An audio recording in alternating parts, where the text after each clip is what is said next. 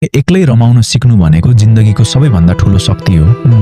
हामीलाई लाग्छ हरेक कामका लागि, हरेक खुसीका लागि कोही न कोही साथमा हुनै पर्छ, तर वास्तवमा जबसम्म तपाईँ आफैसँग रमाउन सक्नुहुन्न, तपाईँ वास्तवमै खुसी हुन सक्नुहुन्न। त्यसैले एक्लै बाहिर निस्कनुहोस्, साथी नआए पनि जिम जानुहोस्, मनपर्ने रेस्टुरेन्टमा गएर आफ्नो मनपर्ने खाना अर्डर गरेर खानुहोस् र नयाँ ठाउँहरू घुम्न जानुहोस्। आफ्नो दिमागमा आउने सोचहरूसँग समय बिताउन सिक्नुहोस्। जब तपाईँ शान्त भएर आफैलाई सुन्नुहुन्छ तब मात्र तपाईँले आफ्नो जीवनको बाटो स्पष्ट देख्नुहुन्छ।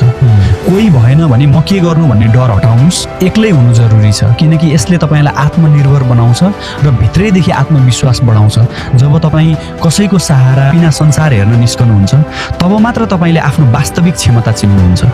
एक्लै हुनु भनेको एक्लोपन होइन, यो त आफैलाई शक्तिशाली बनाउने सुन्दर मौका हो। त्यसैले अलिकति हिम्मत गर्नुहोस्, आफैलाई आफ्नो सबैभन्दा राम्रो साथी बनाउनुहोस्, किनकि जो मान्छे एक्लै हुँदा पनि आफै रमाउन सक्छ उसलाई यो संसारको कुनै पनि कुराले कमजोर बनाउन सक्दैन।